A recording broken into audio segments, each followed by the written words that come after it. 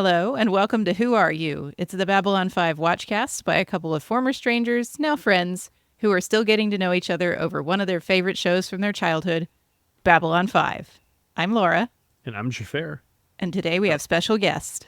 Hey everyone, this is Victor from Dominion Media Television and also co-host of Last Time On, the best podcast out there on the Hop On Here network that non-sequentially watches TV shows, so you don't have to.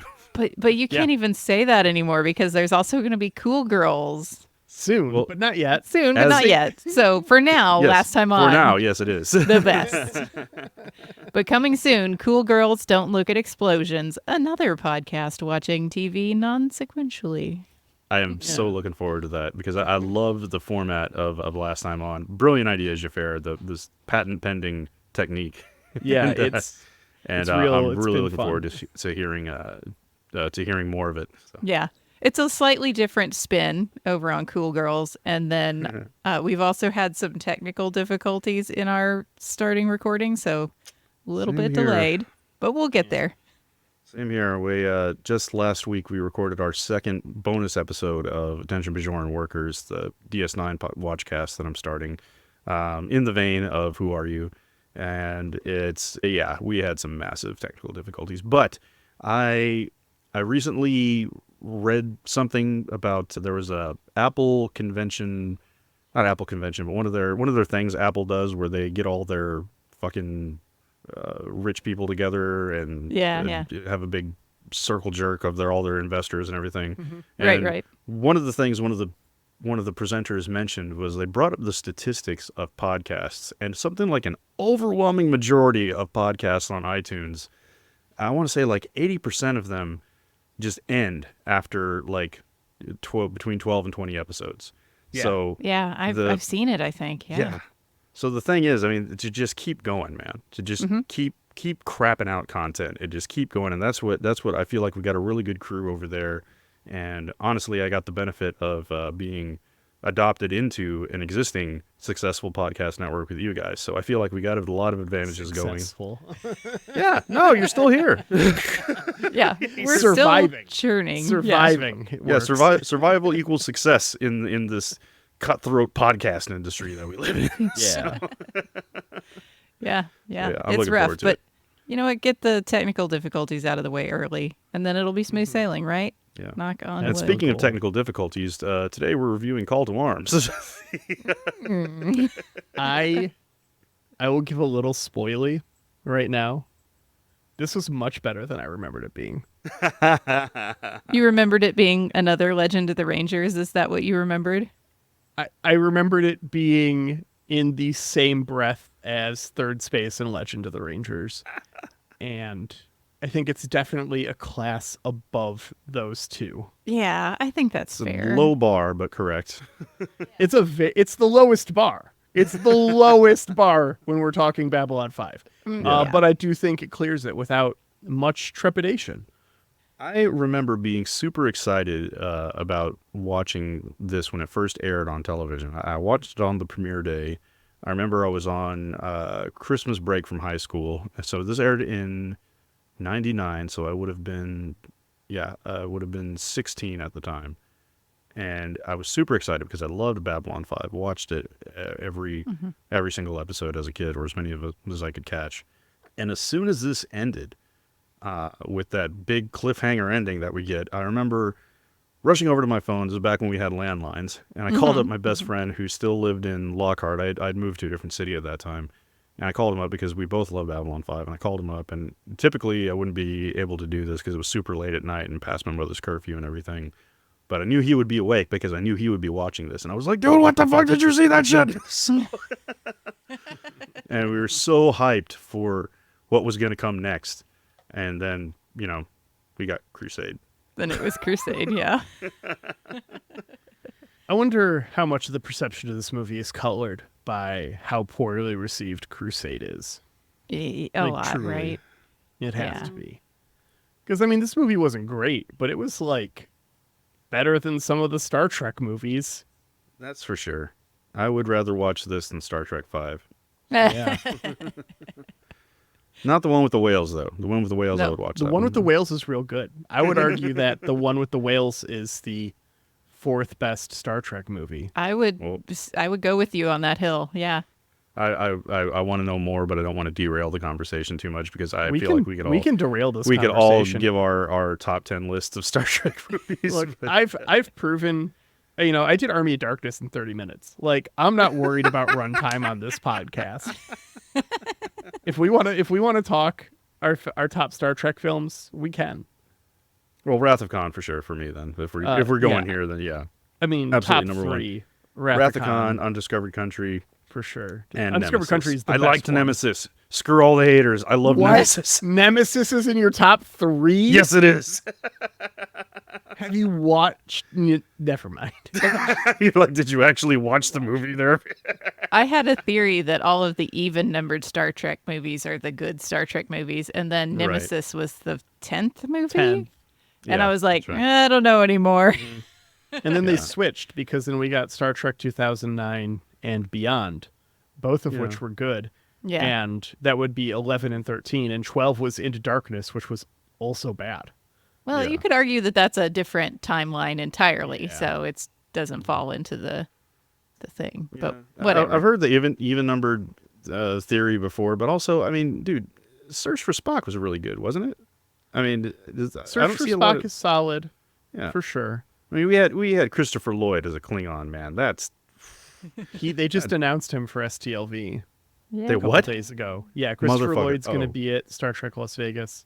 All right. Oh God, if he's gonna be there, then yeah, I gotta go. I'm making it happen somehow. I'll sell some meth or something. I don't know. Go shameless. Go full Yeah. shameless.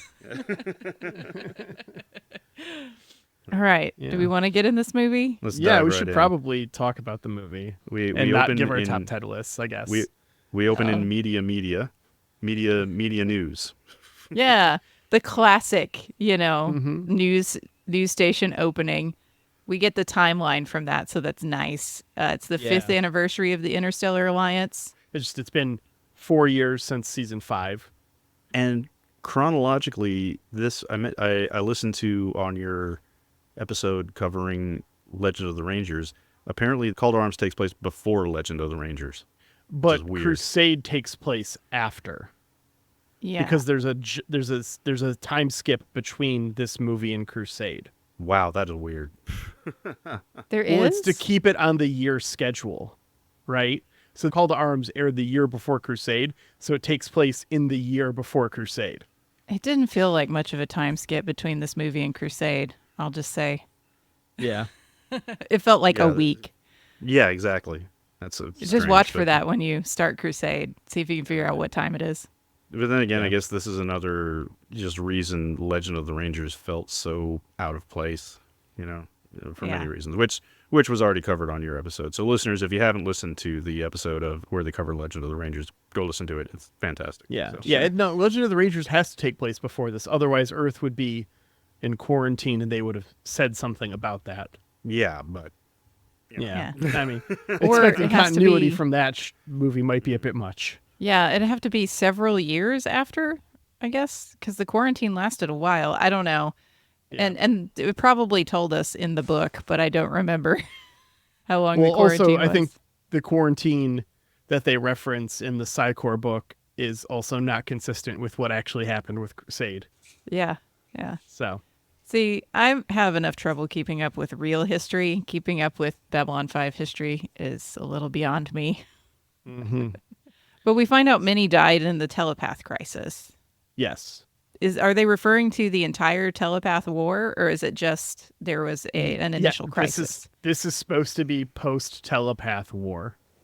Wow. Okay, I thought we were going to do more telepath warring in Crusade. So big disappoint for me. yeah. Yeah. Okay. So it's They just set all the off table for all screen this stuff. Yeah. because it was off screen in Bester's books. We didn't do this telepath Yeah. war. It's off screen in the movies. It's off screen in Crusade. Wow. Okay, that makes me sad. Are you saying that the telepath war takes place off screen in the books as well? Yes. What the You're shit? going to find that out in book Yeah. club next week. Yeah, book club Oh next my book God. club airs in a couple of days as of we're recording this. That So- is some crap, dude. We were promised telepath war. We Never want get some it. war, and we want some telepaths. That is Yeah. what we are owed. Unless there's some books out there that we've completely missed, but in the Bester books, which is where you would think that would show up, it is not. Yeah. What the shit, man? Yep. Yeah. Okay. Well, But yeah, so it's the 5th anniversary of the Alliance. Delen's been making a bunch of appearances, but no one's seen Sheridan.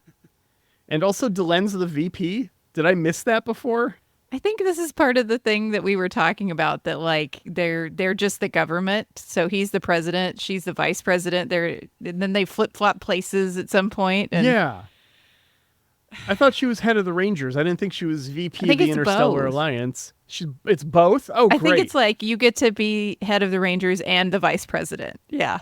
Like, this is such a bad idea from a, like, government logistics perspective. Oh, 'cause for it's sure, like, for sure, for sure. Delenn is probably the inhabitant of the galaxy most famous for keeping her cool when a loved one dies, right? Like Ducat goes and she starts genociding. Can you imagine what she's going to do to whoever kills Sheridan when she becomes president of the Interstellar Alliance in the same moment?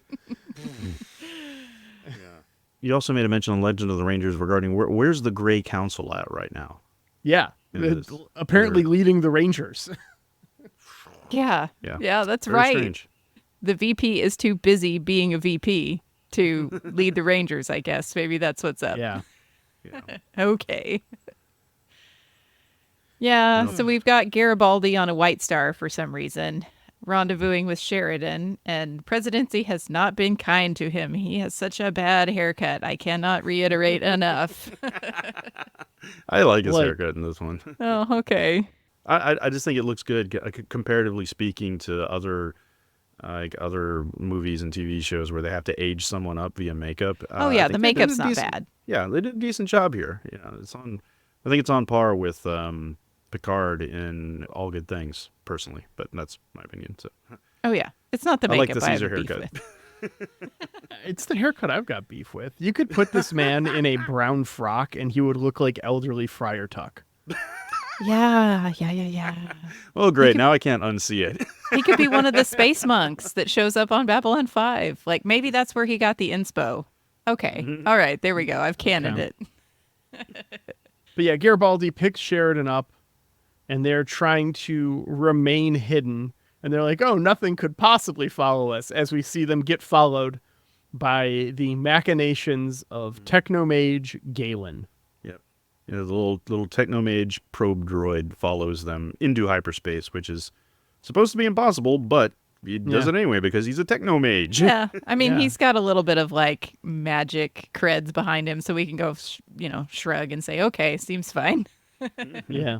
Space magic. Yeah. Yeah. They were talking about there's some construction job that they've been working on, Garibaldi's people, because of course. To Yeah, make- what's nepotism? Hand Garibaldi's Megacorp the contract. Yeah, exactly. They're making some Minbari and Vorlon and human technology work together, and it's not going super great, it sounds like. So now, yes, I wanted to bring this up as a question for you guys because I have a question about the White Star Destroyer project. I have a question, and I have an answer as well, and I'd like to ask you guys the question. So, Leading us, God. these new ships that they're creating, the Excalibur and the Victory, which we're about to be introduced to, yeah, they say that they're based on Minbari, Vorlon, and human technology. Now, guys, what are the humans bringing to the table here? Because A crew. because they've got Minbari technology, which is badass. They got Vorlon technology, which is really badass. And why bother with the human stuff? What? So What they happened? actually tell us, Vic, that the bridge and all the command consoles are specifically designed to match Earth technology for a human crew. Okay, but why?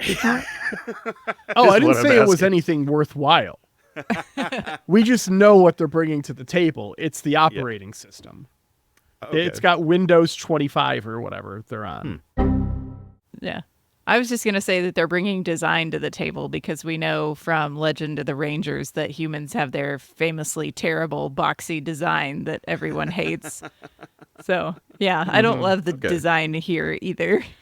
So your answers, both of you, kind of tie into my theory and support my theory about why humans would need to get involved with this project at all. I think it's human ingenuity. I feel like the White Star, as we know, is the most powerful ship created at the time in the galaxy by the younger races anyway. But I feel like, and that's the White Star is based partially on Vorlon technology, and the Minbari were able to integrate it.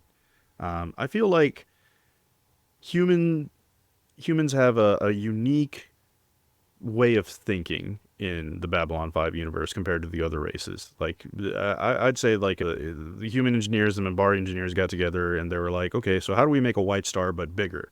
And the Minbari are like, well, you can't. That we tried it, it's unsafe. And the humans are like, we're going to do it anyway. Yeah. And the Minbaris would never think of doing shit like that. The Minbaris are like pulling their bald hair out, they're pulling their bones out of their head, be like, what are you guys doing in there? Because we know from experience that human engineers can think of some crazy shit. So Okay. that's my headcanon backstory about why humans needed to get involved here Yeah. at all. Yeah. Yeah. How do we No, make that- it that bigger fits. and Yeah. hit harder? Sure. Yeah. Well, there's more to it than that too. Delenn has gone on record of being all humanity's the one that's been able to unite these disparate races and bring people together. So if you need to unite their technologies, maybe they don't really see the difference in skill there. It's all like, okay, well, you're good at making things that shouldn't work together. So do that. Yeah, we're the crazy like little cousin who manages to fix shit with duct tape. So- Yeah, Yeah. for sure. Yeah.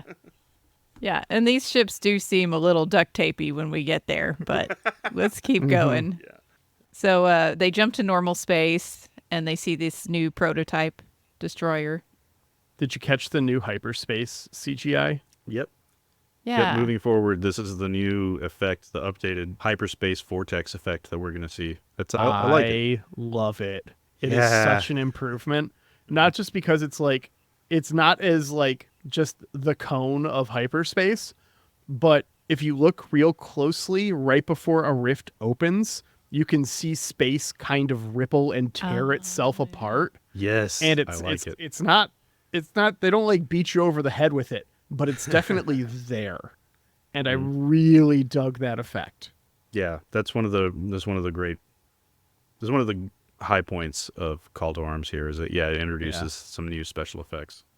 Yeah, it's very smooth, very well done CGI, A+. New CGI. Who dis? Yeah. Sheridan and Garibaldi are seated on the prototype ISA destroyer by Drake, the lead designer who famously lets perfect be the enemy of great. And You ever work with someone like this? yes, Yeah. all the time. Yeah. Yeah. Sometimes I am this. I try not to be, but here we are. I have interns right now at work. Oh no. And it's been good. It's been rewarding for me to like teach the technology and teach stuff. And one of them is like very advanced on a particular type of technology we use. And I legit like first conversation I had with them is like, this thing that you built is great. It's over-engineered to hell. You could do this in a third of the things that you did it with. Yeah. You've tried too hard for perfection and wasted a ton of time to get this. That said, what you built is technically astounding and works really well and does a bunch of stuff. You just put way too much time into it. Yeah. That exact sentiment. Yep. God, Been that's there. the story of my life. Now, they specifically mentioned that Drake mentions we have our first 2 prototype destroyers ready for inspection. And I thought that was even 17-year-old me watching this was like, okay, one of these ships is going to get blown up by the end Oh, of the movie. yeah. So Oh, yeah. it's like, Absolutely. it's very odd to have 2 ships ready to go. I thought that was strange. It was kind of like also, it reminded me of, what was that movie with the asteroid and Bruce Willis and Aerosmith? Armageddon. Deep Impact? Yes. Armageddon. There we go. Yeah. Armageddon. Yeah, they had 2 space shuttle launches for the movie. I'm like, okay, well, why? Well, because one of them was going to get blown up. Yes. Obviously. Yeah. Drake is also like very thankful to Sheridan for giving a Martian a job. So we get some more of that like lore that Mars is looked upon as less than Earth. Free Mars. It is free at this point. But yeah. Yeah, it is. It is. But still, So- you can be free and looked down upon. That's happened before. sure. So they go to take her out of space dock and fail. Is the parking brake on? Sheridan, meanwhile, gets a message coming in from Delenn. So he goes into the other room to get very casually brainwashed. Right. And Garibaldi gives Drake the Ivanova rules, a summarized version of the Ivanova rules, saying, Drake, shut up and do what I tell you. Yeah, his delivery is not as good. Was anybody else super worried when the gibberish started coming through the TV that we had another like telepathic Bester mind wipe situation coming? I felt like that's exactly what it was. How does Garibaldi, of everyone alive in the galaxy, not lose his shit when he hears, oh, it was gibberish and I walked in here 20 seconds ago, and it's all like, no, dude, you've been standing here for 30 fucking minutes. Right. That should right. have set Garibaldi up all kinds should of lose alarms his with mind. Garibaldi. Yeah. This is the reddest of red flags for him. I'm going to say last time on, Bester programmed him to specifically not register things like that Okay. as part of his mind That control checks. ability. That's the only way I can, make this work. He still wouldn't have had Bester's mind fuck virus He would have. removed. If the telepath war is over, and Lita fulfilled then her promise. Lita would have to- fulfilled her yeah. promise, and Okay, he yeah, would so be that's- free. That's Yeah. up in the air. Yeah. Yeah, he'd be free. And he hasn't killed Bester yet because we have the book club coming out that okay. tells us, How that goes down. how that goes down. Yeah. Well, meanwhile, on Babylon 5, somebody's Yeah. D&D character shows up through customs. So I in my notes before we got Dorina's name, I just left a blank space to fill in like it was a Mad Libs. Yeah. Yeah. Like, Zach is at Space TSA and catches blank carrying 20 knives and a garrote wire. It's a classic scene that we got from when we were recording Post Apocalypse Now, Mad Max Beyond Thunderdome, when we're just pulling knives and weapons out of everywhere. It's great. Yeah. I loved it. that is awesome. I wrote that down in my notes. She pulls a Mad Max and does the extended unloading. Yes. I All love her this weapons. trope. Give it to me whenever. It's fine. It's a good great trope. After this, we see Sheridan has a dream. No, not a dream. A nightmare of a planet in flames, completely destroyed. Galen comes to him in the dream to let Sheridan know that this was a test, and he finds out where this test was as Galen introduces himself and then pieces as the ship begins moving. There's a street sign covered in rubble that just happens to have the name of the planet on the street sign. Yes. Can you imagine just like Earth being on a street sign? You're like just casually. I don't want to do that. I want to go around my neighborhood. It's just supposed to be Earth. I'm Sign going to that says put a Earth. big rock in my yard that just says, or I'm going to chisel Earth into it so that someday it can have dust blown over it and someone can go, oh, this planet must This be is where I Earth. am. Alternatively, can you imagine if it was like an actual street sign? Like if it was exit 69 Big Beaver Road, which is a famous exit that we have over here.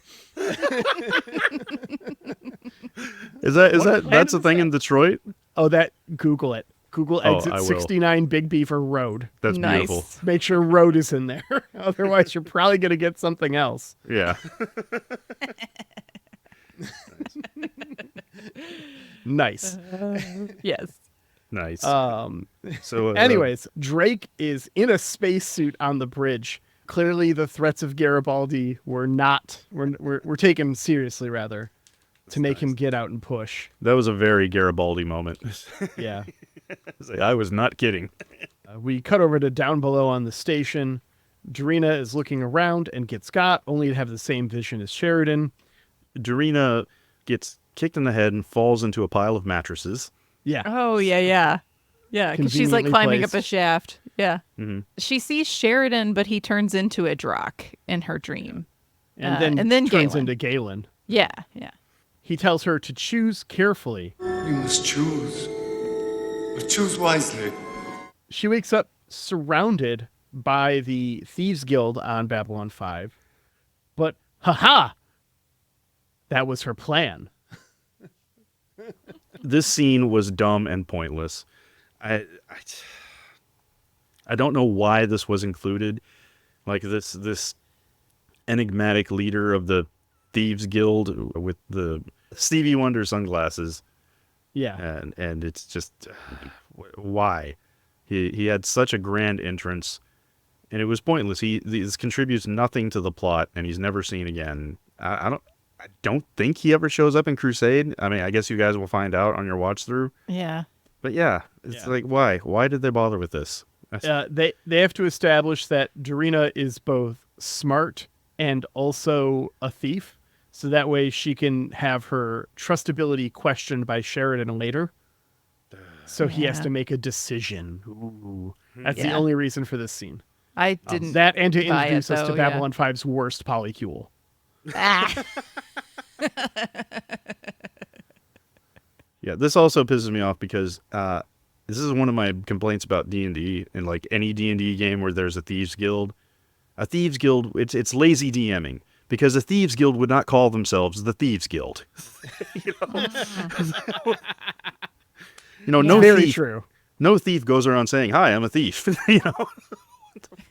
Yeah. Yeah. It's just like, oh, and we all have the same tattoo, but it's still somehow a secret. Yeah, they did show her like looking at certain symbols around the station, like looking for them, and they all have that tattoo too, I think. I don't know. Yeah. It's Classic. a very D&D thing. This is Thieves' Cant. So, Yeah. yeah.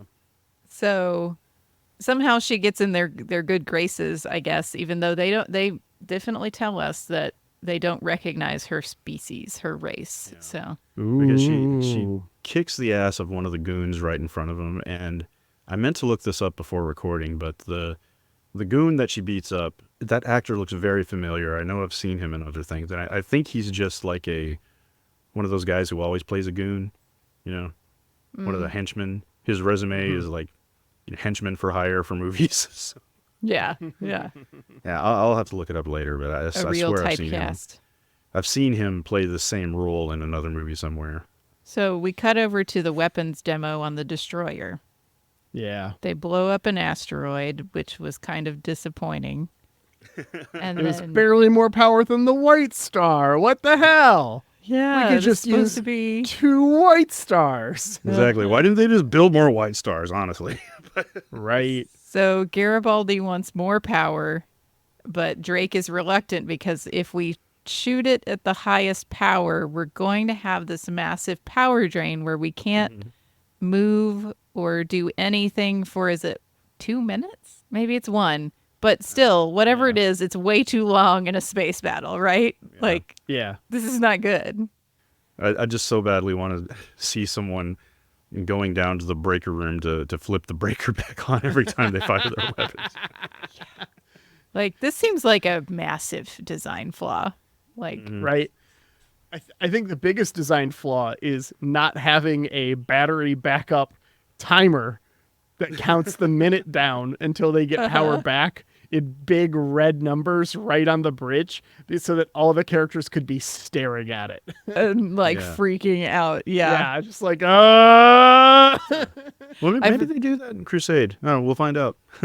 Speaking of freaking out, I forgot to mention that Sheridan has a little like mini freak out here. He sees Earth right. instead of asteroids through the windshield right as they're about to fire. And No, Yeah, stop. He has a Yeah. big no. He's like, no!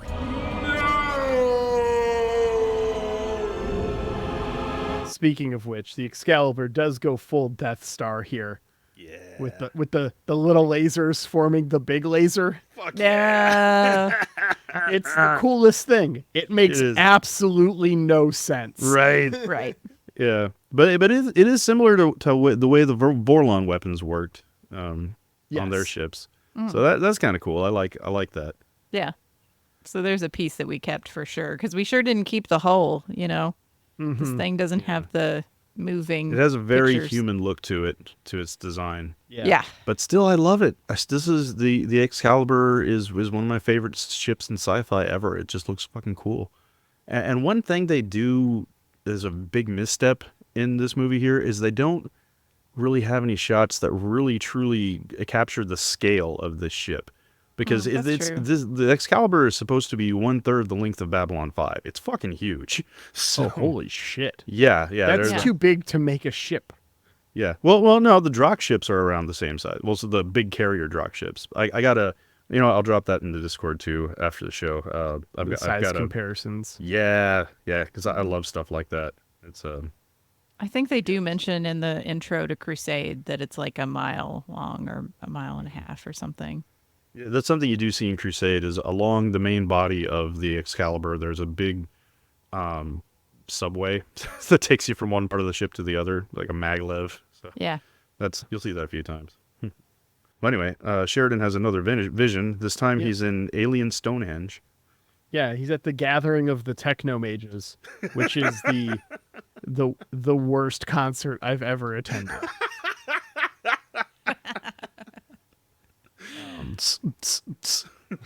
Right, real. Look, I have done my time in the goth industrial club scene. I was enough of a regular at a industrial club in Detroit where I was recognized by most of the staff. Like, Oh my god. I want to Xhafer, please tell me you have some pics of you back in your goth industrial phase. I was I want to like see you the in eye suit makeup goth. and a no, and what? no, none of that stuff. No, I mean, not that I've never worn eye makeup. You should see me in mascara. But no, I was just like a shirt and tie goth. Like, yeah, it was like black shirt, black tie, black pants most of the time. Oh, okay. I can see. Yeah. Yeah. I can see you pulling. Yeah, that's a good look Yeah. for you. Thank you. Yeah. Less gray up top back then too. This was still all black up here. It Big still same, worked brother. with Mostly the because I gray. was dyeing same. it at that point. But Yeah. No, it could still work with the gray. Absolutely. thank you. Maybe gray tie. The techno mages are not happy with Sheridan being there or with Galen just like fucking around with any of this at all. Mm-hmm. I guess they're in their hiding place. Yeah. Yeah. When last we saw the Techno Mages, didn't they say they were going beyond the rim? Yeah, they did. Yeah. Okay, yeah. So presumably they could be out there hanging out with the Vorlons. Yeah. Well, the whole point was to fuck off so that no one could take their technology. Right. Like they were worried about the shadows of the Vorlons getting their technology. Like, get over yourselves, bros. Yeah. It was like the Shadows and Vorlons don't already have this kind of shit. Or were they really Yeah. worried about like the smaller races squabbling over their technology to try and Probably. fight whatever Yeah. conflicts? Yeah.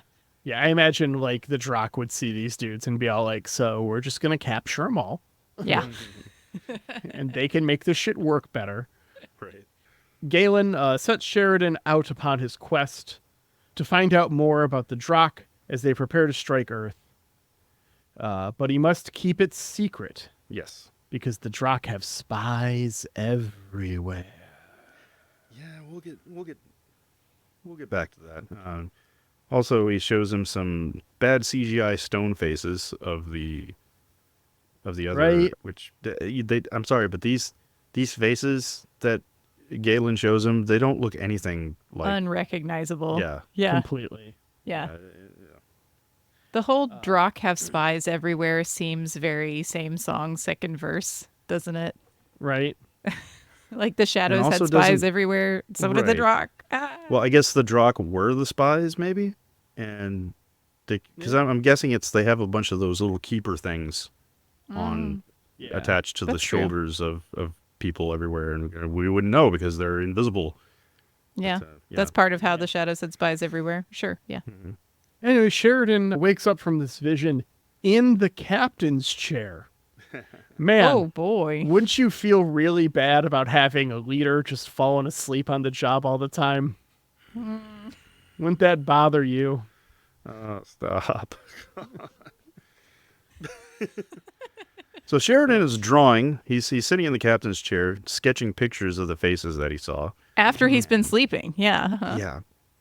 And once again, I'm pretty sure I've said this on both of the other episodes I guest hosted on Who Are You, and I'm gonna fucking say it again.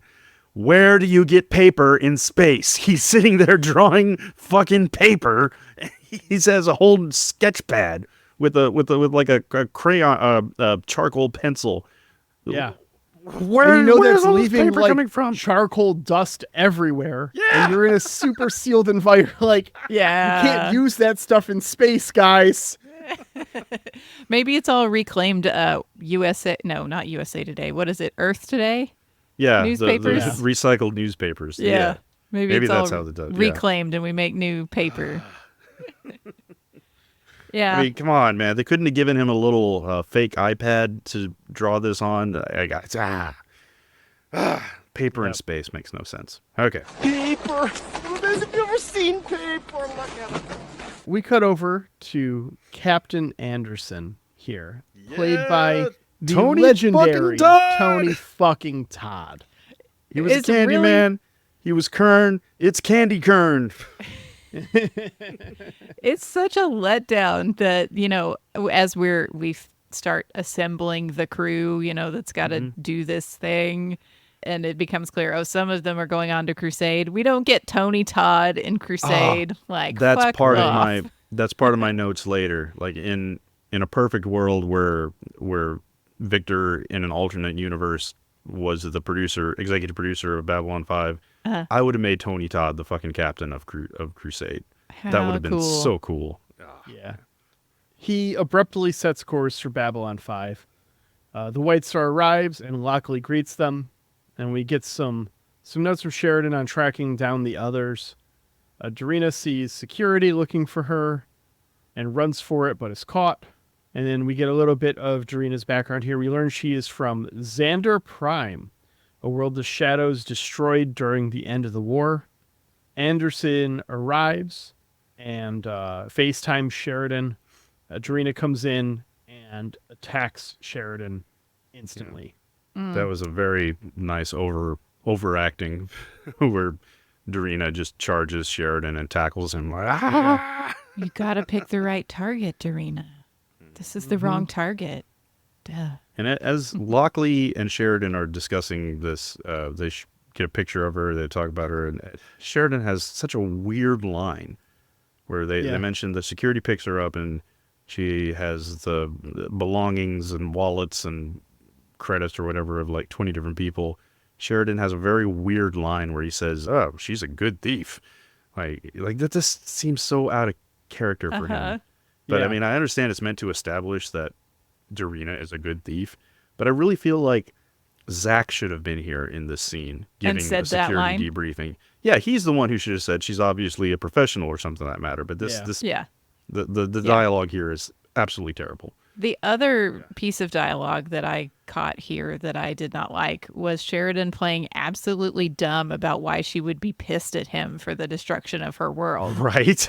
Right. Like, what? I've forgiven myself for this thing, so you must have forgiven me for it.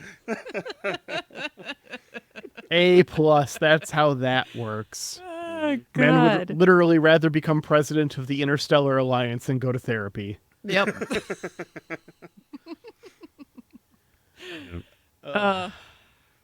We get a scene right after this with Lockley and Garibaldi talking about how batshit Sheridan's being right now. Mm-hmm. I love this scene. This is like one of the best scenes in this movie to me because it really sees that the bridge that they built in season 5 between the two of them is still there. Yeah. And that they will bond over John Sheridan's whack ass bullshit all the time. I love how Lockley is always incredulous with like, oh God, this shit again. Whenever people Right. show up, it's like, yes, Lockley, I get you, girl. Yeah, they try to call Sheridan and get his voicemail, which is also pretty funny. That's a good scene. Believe it or not, I'm not home. Before that, Sheridan convinces Darina to aim her revenge at the Drakh and help them. And then they hastily leave. There's a Drazi they haven't met yet. Mm-hmm. They're like, yeah, but we they need to head go. out. We can't wait for him to get here. Yeah. And they leave on board the Hermes was the name of Anderson's ship. I just No, wrote Earth Force Destroyer. I didn't Yeah, write I the didn't name of catch the the name. ship. Damn it. But I thought I took note that was funny that Sheridan takes Tony Todd's chair. Yes. Yep. I was He like, grabs his fucking captain's chair, man. Like, dude, what the hell? I was like, you are not in his chain of command, sir. Like, do you Right. deserve the captain's chair? Fuck off. Yeah, what the You very notably resigned from Earth Force and gave up your ability to sit in those chairs, sir. You made a whole new government, sir. Like, for real. Tony Todd is being very gracious, is all I'm saying. Yeah. Yeah. They call up Drake on the comms and super bully him so they can steal the ship, and that's pretty fun. Yep. Yeah, Sheridan takes both destroyers. Tony Todd is going to captain the Victory. He's going to captain the Excalibur.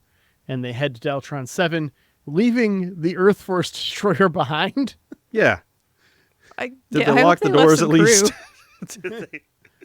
I mean, maybe there's not enough crew to man 3 ships on the Charon. So Yeah. they arrive at Deltron 7 in short order. They were expecting a paradise. They describe it like it's Ryza, but find evidence of a shadow planet killer cloud having been used. The planet is dead. All they find is a Drazi distress call coming from the Dreen soundstage. Yeah, they send down an away team in a couple of shuttles, and they're all wearing parkas. But it looks hot. Love those away team parkas. Yeah. This planet is really giving original series. Like, it's very foam yes. rocks covered in dust kind of thing. Even the parkas. Yeah, even They're the very parkas. Star Trek movies. One bit of continuity here I appreciate is that the dead Drazi that they find, Dorina slices him open and find his hidden sack for smuggling that he has, and finds his voicemail Crystal. USB stick. Yeah. One piece of continuity I appreciate is that Drazi blood is white.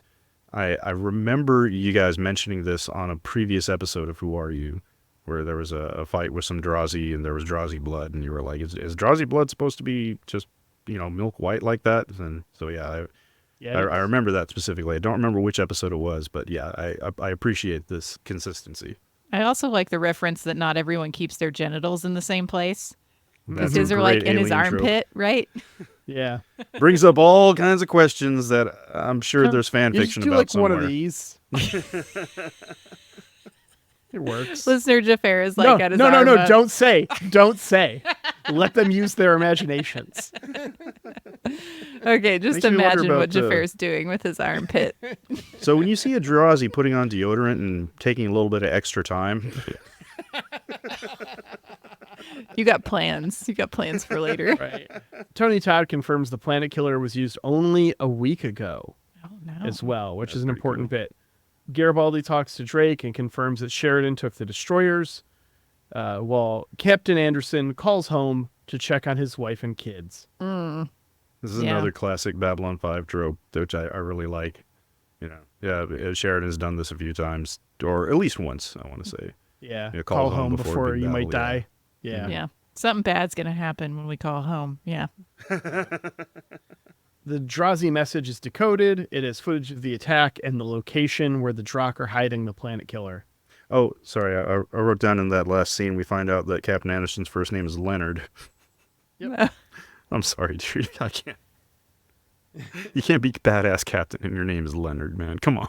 You have to go by like Leo. Yeah, he should have been. Captain Leo Leo. Anderson. Yeah. Yeah, would've that been works.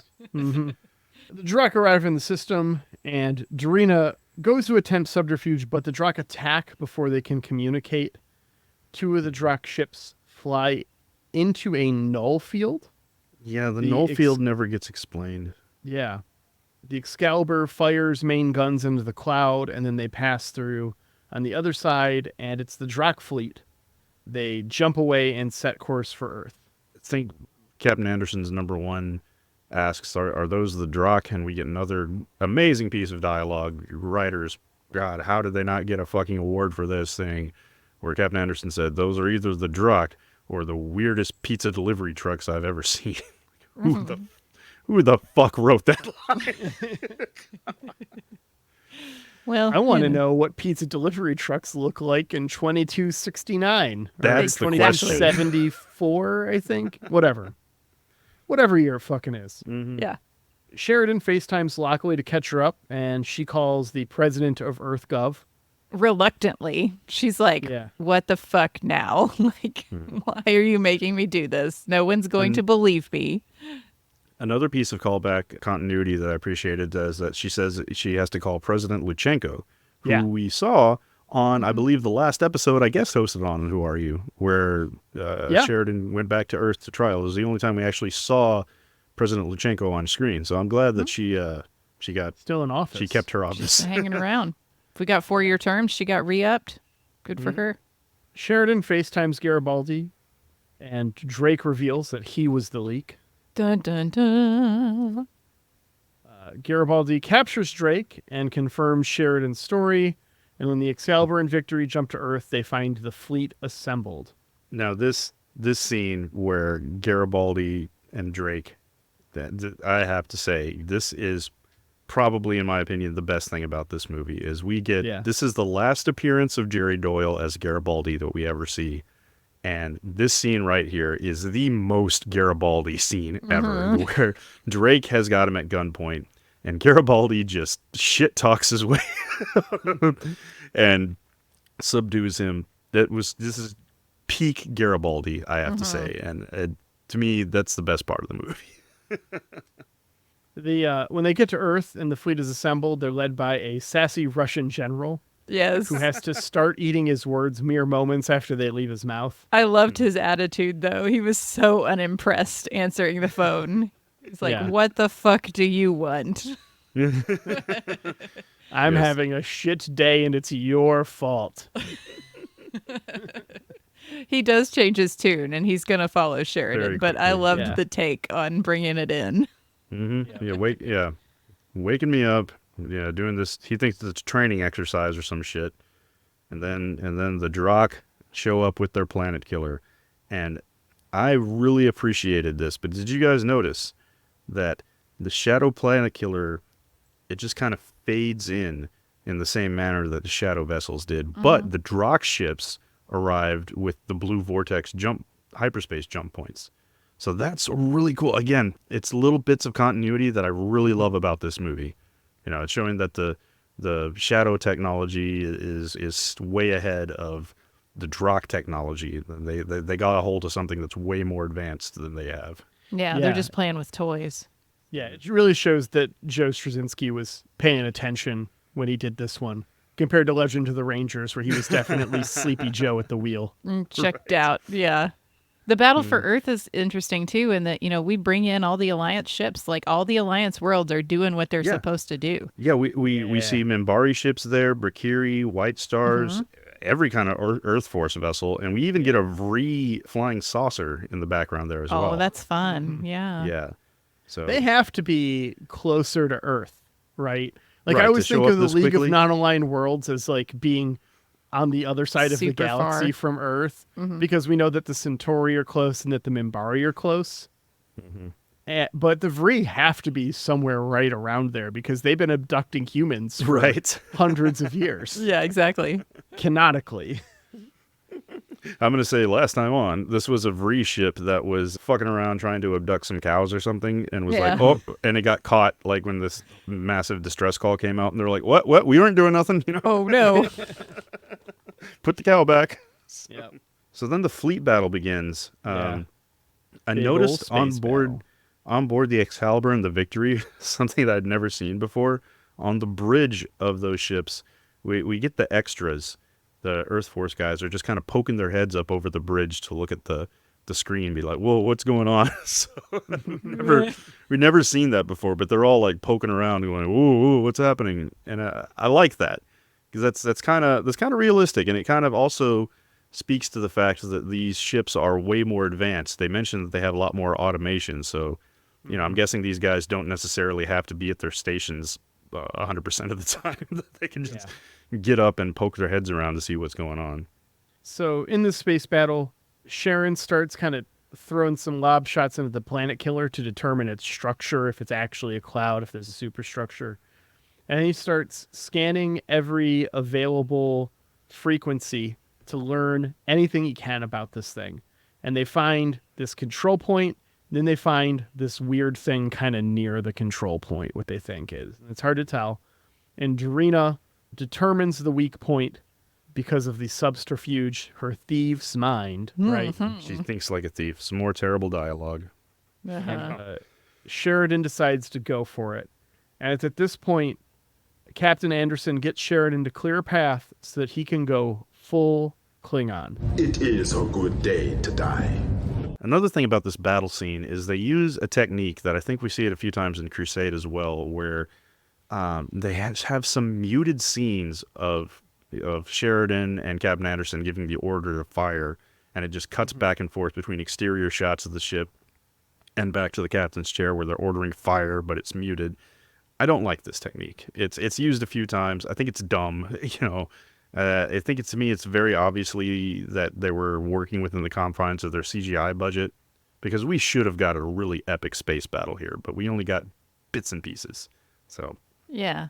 There was some weird edit and weird music in this one, right? Or am I thinking the of music? Crusade? Yeah, we haven't even talked about the music. The music yet. in this is miserable. Yeah, what's the name of the new guy? Something Chen. Yeah. No, is I he don't also know. the Crusade guy? Because Crusade Yes. also feels pretty weird. And It I'm says sure it, it was just yeah. like transitioning to the new thing for Crusade. But man, when I, Yeah, they lost their original music guy and brought in this new wave weird techno weird it thing. doesn't feel yeah. like Babylon 5. I've does described not. it as a Casio keyboard that he just let his cat walk across. That's what it sounds like to me. Yeah, I remember the edits you're talking about, and then also music with it that I was like, Yeah. eh. Anyways, they destroy that secondary bridge, which causes all the missiles to go off. I'm guessing this was a, like, stop other people from getting the technology kind of thing. That's the only thing that really made sense to me. That's why you would blow up the bridge and it would just self-destruct. That doesn't make sense. Well, the way it's described, the way I interpreted it is that it's the Shadow Planet Killer is a massive net that folds itself around a planet and then has all kinds of hard points to where it fires nuclear missiles at the center. So when they activate it prematurely and there's no planet in between, it just fires on itself, destroying itself. Yeah, the Yes, net closes. but it's a net, Right. so all the missiles would probably fly through it and go out Yep. and Makes not no sense. hit other parts of the net, Right. you would think. Good And it point. just happens to be that all the Drock ships got caught in the net and didn't need to escape the same Yeah. way the Earth Force ships do. The scene of the Earth giant Force ships. ass Earth Force Yeah. ships Yeah. fly Yeah. out of there, yeah. But while all this was going on, there were some other Drock ships that released something into Earth's atmosphere. They fart all over Earth. I couldn't even see this, you guys. I don't know if we just had a bad like remaster or something, but I was like, what are they do? I don't understand what's happening. And then it was like, oh, there's some kind of cloud, but I could hardly see it. Yeah. It's the CGI here is not great. There's some really great CGI moments in this movie. This is not one of them. It honestly looks like it was created on a PlayStation 2. The way the vents open up on the Drock ships and just start spitting out this black mist. Yeah, I wondered if that was just me or maybe we had a really bad copy. I don't know. The copy I'm watching is on YouTube, actually. I remember a long time ago, I think there was a discount on buying YouTube movies, and I bought this one specifically. I think it's the only one I've ever bought off of YouTube movies. And interesting, because you can only comment on these if you buy them.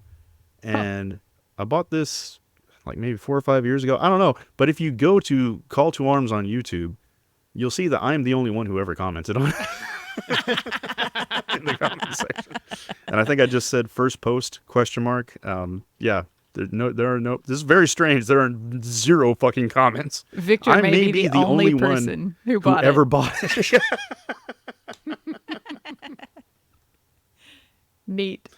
Yeah, but the quality's pretty decent on YouTube. So yeah, I don't know if they got the upscaling going on or what, but it's not bad. So the stuff in Earth's atmosphere, we don't know what it is yet. I have written here Galen gets summoned to Stonehenge, but I don't know what happens with Galen. Do they kick him out? Oh no, they have another meeting and they talk about it's very ambiguous. Like they say a lot of nothing. Yeah. when they I talk wondered with if he was Galen. being like, you've messed around too much. We're booting you. Well, in the next scene, we see his Technomage stealth ship come through the jump gate to Babylon 5. So Sheridan confirms for us that this Drakh plague has been spread into the atmosphere, and it is shadow technology. Earth has been quarantined. The plague is still adjusting to the hosts, so it's going to take 5 years for anyone to die, I guess. How convenient. Or for everyone Right. to die. Like, maybe people might start dying before that. I don't know. It's He said some not people totally will be clear. affected sooner than others. you know. Yeah. Yeah. So they have 5 years to send the Excalibur out to find a cure. He gives, and this is where Sheridan gives the pitch for Crusade, Yep. saying that we're going to crew it with the best crew we can find, and it's going to have a 5-year mission to go out and Yeah. find a cure for this plague. As this is being read, Aaron is like, boy, Bruce Boxleitner just really phoned this last part in, didn't he? Really did. He sure did. He's like, he does not give a shit. And that's it. We get our spin-off. So before we talk about how we're going to watch Crusade, we should see this movie off with a rating on our traditional scale of Babylon's 1 to 5. Okay. I think that guests have to go first, and I really want That to is hear the what rule. Victor thinks. Yeah. So for this movie, I give it a 5. I fucking do. I can't explain it. It's got so many flaws. It's so bad. But if you were to set all the DVDs of all the Babylon 5 movies in front of me, this is the one I would grab to say we're watching this one first. I don't know what it is. It just works for me. I fucking love it. And I've been super excited to do this episode with you guys. So. Okay. Even though we're missing everything that makes Babylon 5 great. We got no Londo, we got no Jakar, we Well, got I would no Veer. actually argue that there is a bit of Jakar in this. Specifically, Galen is, especially in this movie, is written like he is Jakar and Marcus at the same time. Very much so. Yeah. I didn't get to do any of my Galen impressions. You're like, this is not your world, Arena Field, but it shares the same fate. Like his delivery is just so fucking terrible. Be sure you choose the right target. I don't know. I eat that shit up. I do like Galen. I was like, okay, this will be all right, Crusade. He's so extra, man. It's just Yes. everything he does. Yeah. Maybe that's it. I just like a dramatic bitch. Like, I love it. I empathize. Yeah. Yeah. Well, Laura, how'd you feel about this one on our scale of 1 to 5? I guess for me, it's still kind of average. I don't know, because I really think there's a huge plot hole with like the ship that can only shoot once and then has to wait a minute to even move. Like, Just wait. it's gonna get worse, I'm sure. Yeah, Yeah. because they Right. don't fix that for Crusade, I'm guessing. No, they don't. It's It not a seems bug, like it's a feature. It would Yeah. be high priority. I don't know. Yeah, I guess I'm going to have to give it a 3. Like, it's not bad, but for me, it's like, okay. And then also, we didn't talk about this, but the plague ending gives me really bad, weird feels. Yeah. And just the like, oh now, God, yes. Yeah. now we know. Quarantined Earth. now we Yeah. know, guys, that people will not just stay put for those 5 fucking years, right? Right. You will not keep them on this planet. They will get away somehow. Oh my God, could you imagine Oh, like immediately. Yeah. all the anti-Drakh conspiracy theorists that would have been saying like the Drakh aren't real. The government made them up to keep us on Earth. On flat Earth. It's like, you've flat been in space. You've seen it. I don't care. It's flat. It's one It of was those space flat is to flat. me.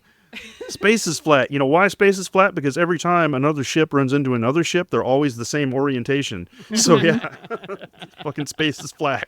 Yeah, it gives me the ick because I'm like, man, you can't write this story now, JMS. You cannot write this way because it will not happen. We know more now. We know better, Yeah. and we know people are worse. So,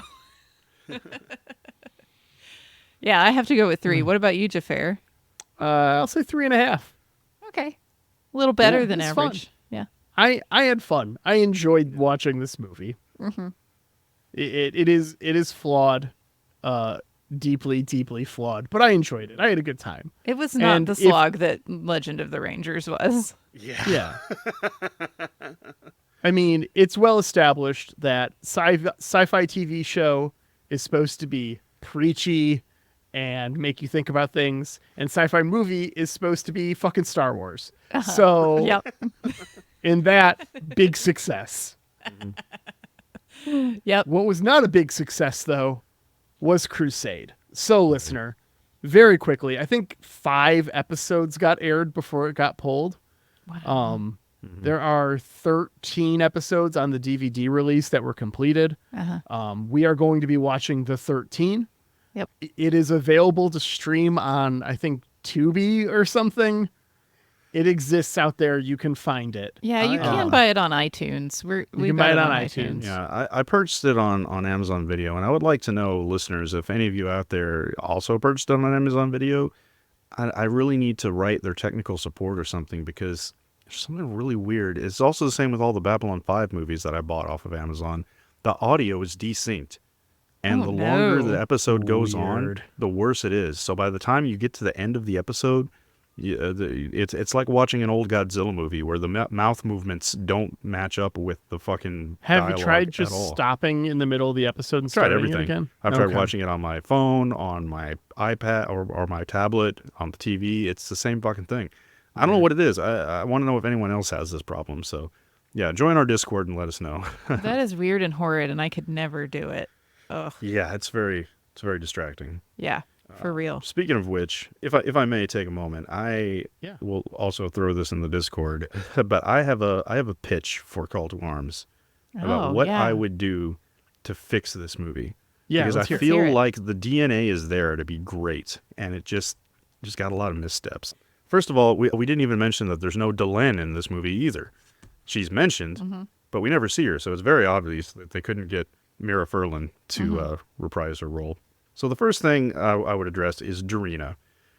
Her character gets a little better in Crusade, but it seemed to me very obviously that she's just very out of place. And my first thought was, like, this role should have gone to Lita, right? I mean, it would make sense that she would be the one to fill this, this messenger role. But then I had the thought, what I would do in a perfect world, an alternate universe where there's unlimited funding and resources to make Call to Arms, I would have brought back Talia. I would have made it so where Talia has either escaped prison or she's on parole, and her personality that was supposed to be erased by the Psy-Core mind wipe resurfaces and is now struggling, like, to stay in control. I believe the name of the AI or whatever it is that wiped her memory is called Control. So she would be in a sort of a struggle to remain the dominant personality. Like, she's fighting it, and she arrives on Babylon 5 trying to get to Sheridan, and Sheridan's all just like, get her the hell off my station. And then you have a dramatic scene where he's struggling on whether or not to trust her, but then she starts saying that she's been having the same visions as him. So I think that would have been a real interesting thing to explore. That is an interesting tension. Yeah. And secondly, I would have just one ship. When they have the Excalibur and the Victory, it's very the obvious foreshadowing that, come on, one of them's going to blow up. Okay. Did And it we kinda really need takes to away the kill tension. Tony Todd? Yeah. Yeah, exactly. I would have put in for all the battle scenes. I would have, Tony Todd's character would have taken command of the Excalibur and have Sheridan back on a White Star. That makes more sense. That's what he's familiar with. He's spent more time in command of a White Star than anyone else. Can I pitch you something? Yeah. The thing that is interesting about the TOS movies, because we've talked so much about them, I'm going to go back to that that they don't do enough of, is it's about Kirk having to, like, look down the barrel of retirement or increased responsibilities as an admiral and give up the ship. It's his big regret. It's such a big regret that his dying scene in Generations or shortly beforehand is all like, never let them take the captain's chair from you, Jean-Luc. Yeah. Like, this was the mistake that I made. Don't make this mistake, because you can actually impact change. And so I think it'd be way more interesting to have Sheridan not be in charge of either of the ships. Have him kind of step back, be like, I think you have to force passing the- him to step back and let the captains be the captains of the ship and have him have to deal with that. Have a little character growth, maybe. That is for John excellent. Sheridan. That is actually an excellent idea, and that actually kind of ties into my next note that I would have, is that due to the fact that we've already seen Sleeping in Light at this point, we know Sheridan lives. We know Garibaldi lives. We know all these characters make it. So they've got plot armor, so we know they're going to survive this movie. So we move the tension to Captain Anderson. And also, it would have been great to see Lockley more involved. Put Lockley in command of a White Star. We've never seen her at the helm of a White Star, but like at the scene where Sheridan calls back for help and says, hey, mobilize everything, have her jump on a White Star and be like, all right, hey, I'm going to, instead of being in the background, I'm finally going to fucking do something to try and make a difference. Or if you've got two of these ships, give one to her. Yeah. She's an Earth Force captain. Right? Yeah, and both Lockley and Captain Anderson do not have plot armor because neither of them are in Sleeping in Light. So the viewer would have more tension. Like, oh, are they going to make it? Like, okay, yeah. Just a couple more notes for the call to arms, the Victor edit. As cool as it was in the scene where we have all the alien ships there from the League of Online Worlds defending Earth, it would have been more desperate to just have the Earth Force ships and maybe a couple of White Stars in the Excalibur. And just show those ships getting wrecked by the Drakh. We deserved a bigger battle scene in this movie, and show them just getting destroyed. And the White Star and the Excalibur are the only ones that can go toe to toe with the Drakh. And it's make it a more desperate battle, really build that tension up. And then, right as like they're making their last stand, they're like, oh, this is the battle of the line all over again. Then we get the jump points opening up, then the League ships show up, then the Minbari show up, then the Vree and the Brakiri show up, and then they start turning the tide of the battle, and then the Excalibur flies into the cloud to do the Leroy Jenkins thing. And instead of it sacrificing itself, have a big Millennium Falcon moment where Captain Anderson goes fucking Leroy Jenkins, balls first, fires all the weapons, big fiery explosion. We think he's dead, but no. But then he comes flying out at the end, and we're all like, "Yeah, Yeah."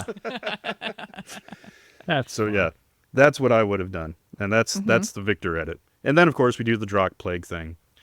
Piece of trivia that I found on IMDb. I couldn't find this anywhere in the Babylon 5 wiki, but apparently it's in, I don't know, maybe it's in the novelization of this movie, but apparently the Drakh Plague was meant for Minbar. Apparently their plan was they were going to destroy Earth with the Death Cloud, and then head to Minbar and drop the plague on Minbar. And it seems that's the reason that it didn't affect humans as well, because it was engineered for Minbari. So I'm not sure where that piece of canon comes from, but that's on the IMDb trivia page. So I thought that was pretty interesting, and also makes more sense. Yeah. They were like, well, shit, we got to just dump this shit then. Fine. Yeah. Right, Yeah. so it's like their plan B. It's like, well, okay, we're not going to make it. We lost. Just fart all over Earth instead. So Yeah, fuck them. Just far on their planet, Crop dusting. right? And there we are. And that's why I give this movie a 5-star rating. Not for what it is, but what it could be. All right. Well, next week we're going to be watching, and we're not going to be watching Crusade in episode order. We're going to be watching it in kind of a pieced together order that is, I want to say most of it comes from JMS's notes in the books that he did about making Babylon 5 and Crusade afterwards. So we're going to do the first half of it is episode 1 Warzone is our first step. Episode 2 The Long Road. Then we skip to 8 Appearances and Other Deceits. We skip to 10, 11, 9, 12. And then we break, and we'll do our movie break, which I'm eager to see I how think this we're works going to out. do Office Space. I don't know if we said that on Of pod course, yet, we are Has doing to be. Office You have Space. to do Office Space. Yeah. but I think that's the plan. Yeah. So we got Crusade Episode 1 Warzone. Captain Matthew Gideon assembles the crew that will be with him on the experimental spaceship Excalibur. Their mission: explore the reaches of space to find a cure for the deadly Drakh virus that will overrun Earth in 5 years. That's all we get. Okay. It's 5-year mission. To It really explore seems strange like new Franklin should worlds. show up sometime. Like, You Spoilers? would think. He might be so busy, though. That- He should be the are you busiest joking person. because he? I are you don't joking know. Because I'm Oh, just well, saying he- I really feel like he should show up. oh well, he does, and that's the episode I requested to guest host. Oh, cool. All right. Neat. Good. He should. Was Good. that your primetime prediction, makes Laura? sense. Yeah, that was my prime time. So I get 3 points, right? Yeah. All right. Well, with all that said, all we have left to say is thank you. Thank you, Jeremy Siegel, for our lovely theme music. Really appreciate it. You can find more of Jeremy's work at jeremysiegel42.bandcamp.com or on streaming services as Nuclear Jaguar, where I think he's about to drop something. Drop something? I think a new song. Yeah. Go listen. And thank you to Angry Duck Time Machine on Instagram for our podcast artwork. Thanks, Aaron, for editing the podcast. Really appreciate all the hard work we made you do explicitly in this episode. Thanks for making me sound like a coherent human being with organized thoughts and not someone who just says for 20 minutes every day. Same. Big same. Hey, thanks, Victor, for coming and being on Yeah, the Thank you show for with us. having me. Vic. I've been looking forward to this. Yeah. Pleasure as always.